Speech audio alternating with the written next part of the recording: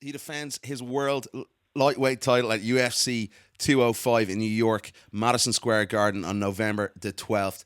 My next guest is the world UFC lightweight champion. That is Mr. Eddie Alvarez. Eddie Alvarez, how are you, my friend? I believe you've just after inhaled some fish tacos. What's happening this evening, man? How are you?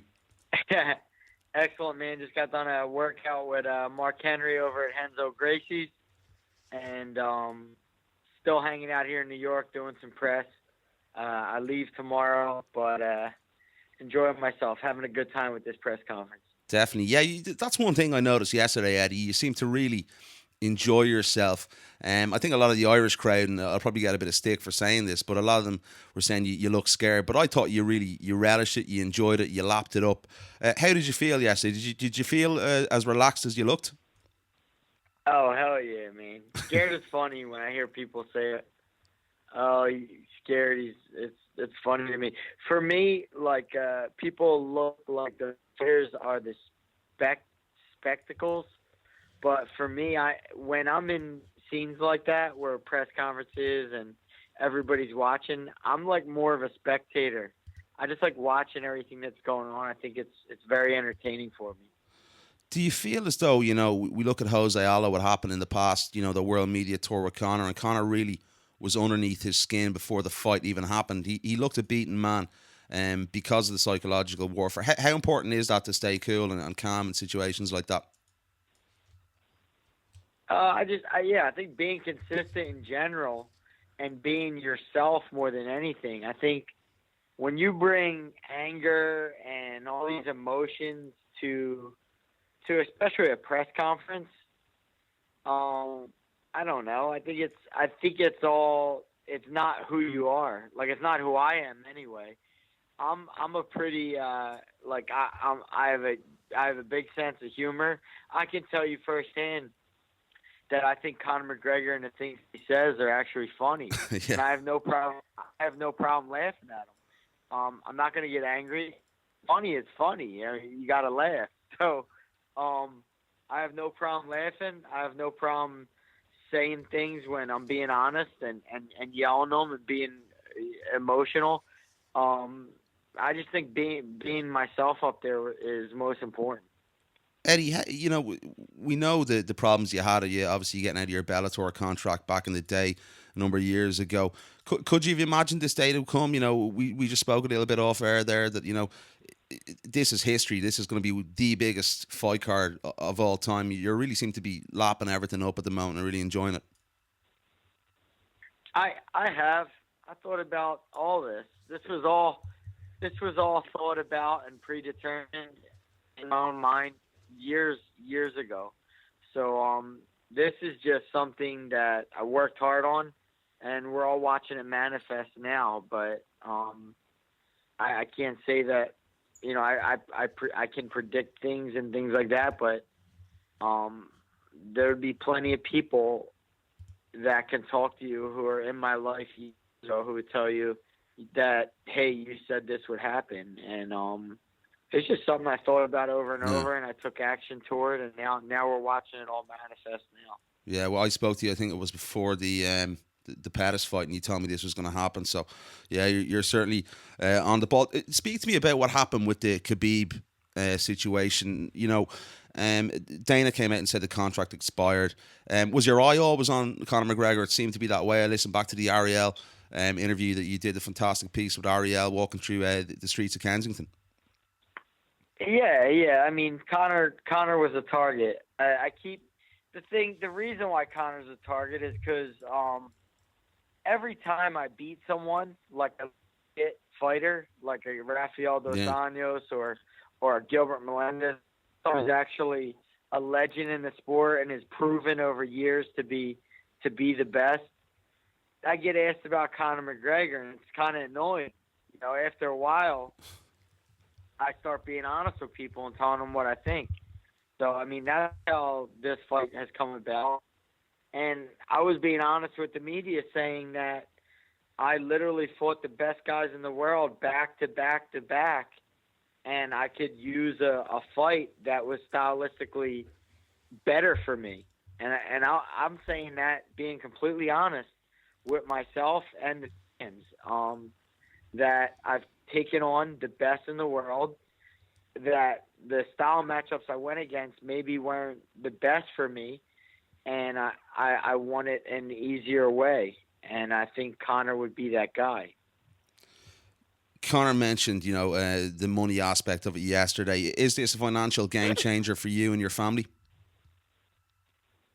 Hell yeah.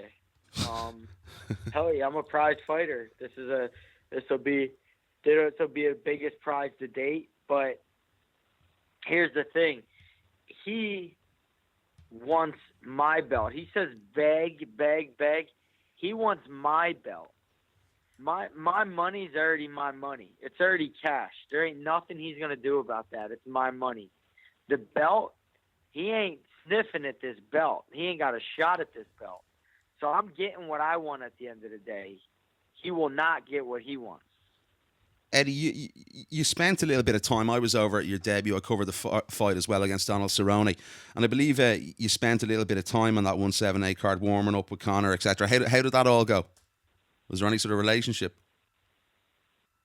No relationship. He got ready. I got ready. We both went out. I remember him bringing in that poor sap, some training guy. They patted him up real well, and Conor just beat the shit out of him for like 3 hours. I thought it was the funniest shit I ever seen. They brought some guy in the back, and they patted him up with all kinds of pads, and Conor just beat the living shit out of this guy. I felt bad for him. Jesus, was that in the back before the fight or on fight night? Yeah. I think it was that guy Artem. I said, man, what a job to have. You get this guy feeling good about himself before he goes out. Shouldn't be laughing at that one, but yeah. People don't know, and we mentioned it before, I think a couple of years ago as well, that you have, and I think you've done this on purpose. You've kept it separate. That you're Irish Puerto Rican. Is that something you want to just keep away till this fight's over? No. Look, the thing is, I'm Irish, and I'm proud of what I am. But the truth is, growing up in Kensington, yeah, Kensington was a pure Irish neighborhood when I was about between 8 and 10 years old, and in that neighborhood, all the Irish kids would call me Spick. They would basically call me Spick when I was younger, and then when the neighborhood turned Puerto Rican, all the Puerto Ricans would call me White Boy. So I was never stuck in the middle. You didn't know what to do.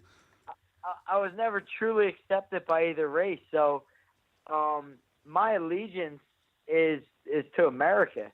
Yeah. I'm American. I'm of Puerto Rican and Irish descent, and I'm proud of that. But I go out there and I fight, and I fight for my country. I fight for my family, my friends, and I don't think I don't need to put a country to it. If I would put a country to it, I'd put America, because it's where I live. Does that frustrate you? We even heard yesterday you got a few boos and stuff, and Ian McCall, as a guy, has said it to me in the past, that he'd really like to see Americans really get behind their own fighters in the UFC. Americans like stuff that's different. Conor has a cool accent, and Americans like that shit, man. If I had a neat accent, I think I would go over real well here, but I don't. I'm from America. Americans want a character. They want something different. Have you noticed the way people have treated you because you're world champion now? Has it been a big difference from the way people used to treat you? Yeah, absolutely. Do you have to keep your guard up more? Yeah, but I've learned the good thing is I became champion at a time where I've learned all these lessons already. So I don't need to learn on the fly, and I don't need to make the mistakes that I've already made, because I made them already. So I became champion at the right time in my life, where I understand to keep a small circle. I understand to do the right things with your money. I made a lot of mistakes along the way. Yeah. So I'm mature not only in my career where I'm a champion, but I'm mature mentally and emotionally as well. Let's talk about, you've obviously moved up home. You were down in Florida. You're under Mark Henry now for your last number of fights. You know, Mark, for me, Mark's a good friend of the show. We've spoken to Mark numerous amount of occasions on the show here. You know, he's one of the most underrated coaches in the world for me, and I think he's getting the recognition now that he deserves.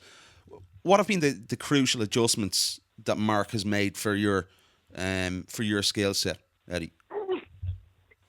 I've been pretty reckless in the past, and I think if I wasn't back with Mark Henry, and he's such a fine attention to detail, that I would have been looking up at the lights, because I've been managing to win fights, but I've been taking a lot of damage in the midst of winning them, and I think I would have got to a point where a guy like Rafael Dos Anjos, if I didn't fix the defensive mistakes or pay attention to detail, that guy could have very well put me away, because I was going into more dangerous fights and not correcting the mistakes I was making.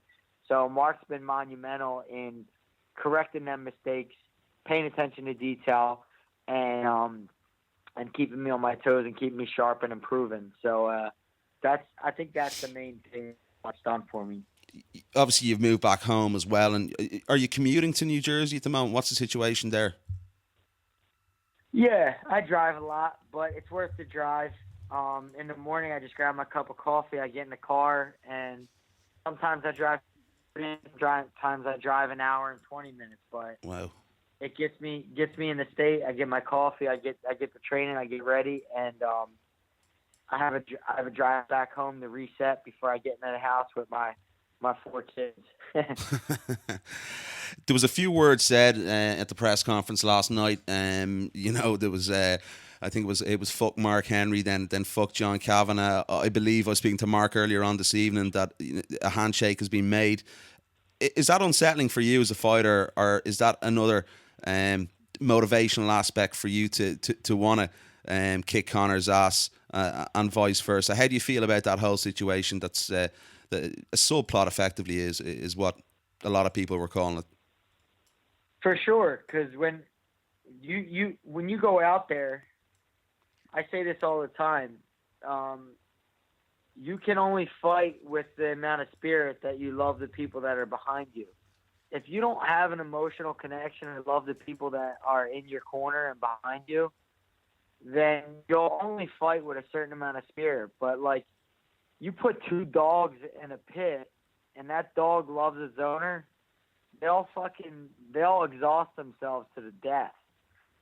So I think it's important to have a guy on your side that's not just your coach and trainer, but your friend, and you have that emotional connection with them. And when you have that, you'll fight death. You literally will exhaust yourself and be willing to die inside that cage. And that's the mentality you have to have and the spirit you have to fight with at this level. How did, there was obviously, a few back and forth said, how did that make you feel? What did you think of the comments that John Kavanagh made about Frankie Edgar? What were your thoughts on some of the things, obviously Frankie being your teammate? I don't think coaches should speak on, I don't think coaches should speak on other fighters, and I don't think particularly fighters should speak on coaches. I think it's disrespectful.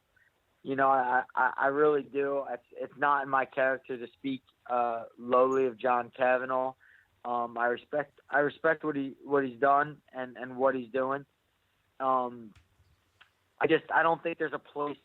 I think coaches should get their due respect, and so should fighters, and nobody should cross them lines. For Conor to say, fuck Mark Henry in the middle of me singing my coach's praises, I think it was disrespectful. And in the heat of the moment, you fired back. That's obviously what happened. Yeah, I'm reacting. To what's being said. So it's important to let him know that, and it's going to be like that. It's not just going to be like that at press conferences. it's going to be like that in the fight, and that's where he's not going to be able to deal with it.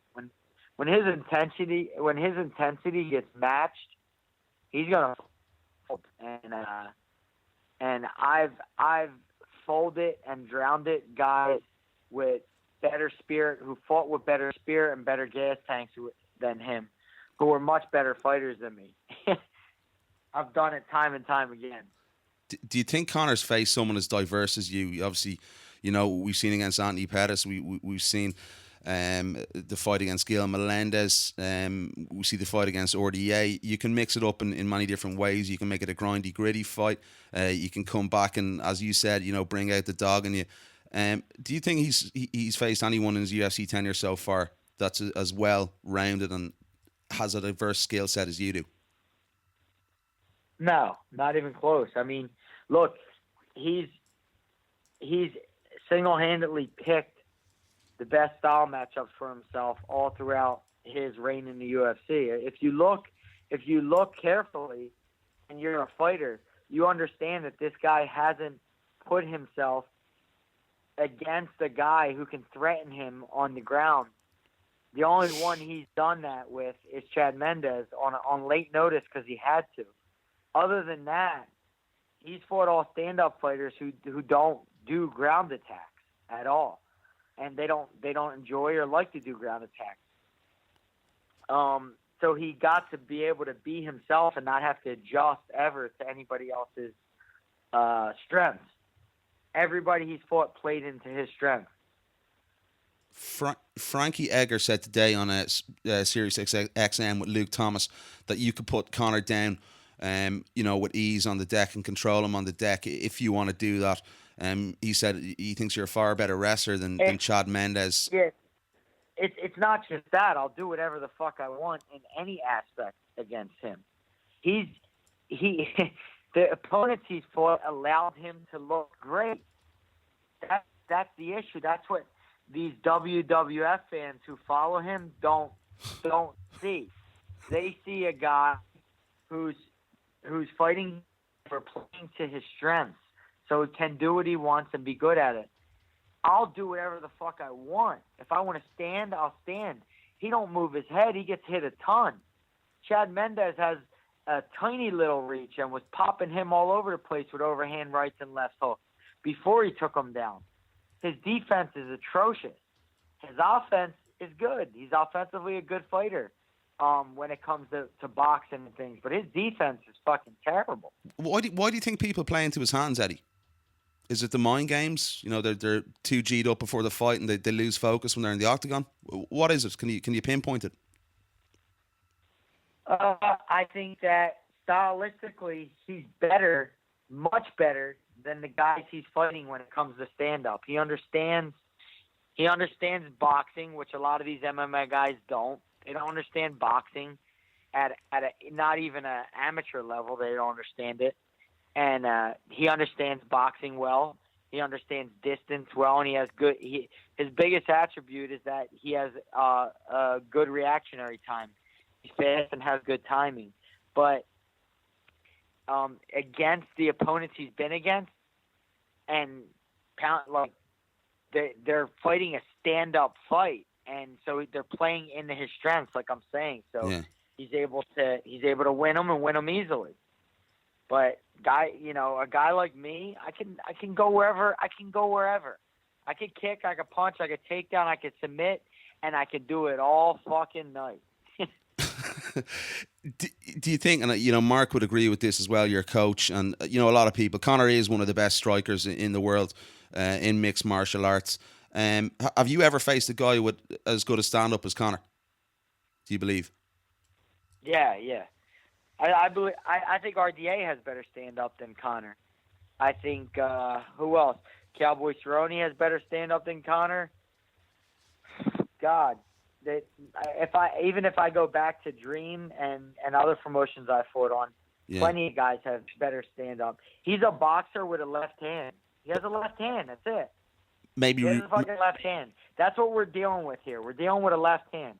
We're dealing with a left hand counter, a left hand that comes at the same time your punch comes, and he also throws the left hand at the end of your right hand. You're dealing with three things. Them three things. Eddie, you say, you know, a quote you use throughout your life is, you find out what everyone else is doing, and you do the opposite, and you do what they're not doing. Have you worked out what Conor's not doing at the moment, and have you implemented that? Yeah, I've been doing what he's not doing for a long time. fighting the best in the world consistently, and been on top for 10 years, not just a couple years, been on top for 10 years fighting the best guys in the world. That's what I'm doing. You're a guy who visualizes a lot as well. What do you see on November 12th in Madison Square Garden? I think I hit him with a hard, clean fucking shot. He goes down and I submit him. I could see the fight going exactly the way the Nate fight went, but a lot earlier. But not second round. I'm thinking first round, clipping him good and hard, him falling to the canvas and never coming back up, sinking a choke. I could see the fight going exactly the way the Nate fight went. Almost picture perfect. He gets hit with every left hook you throw. I could close my eyes in his big ass head. I think you'll need security out of the arena. It won't be a happy bunch if that happens. Listen, it's a fight, Eddie, I can't wait for. I think it's one of the best fights of the year, the biggest UFC card of all time. Really looking forward to it, and I hope to see you over there, and I really, really do appreciate the time. I know you're a busy man with all the media commitments now that you're champ. Do appreciate it, my friend. No problem, Neil. Thank you, guys.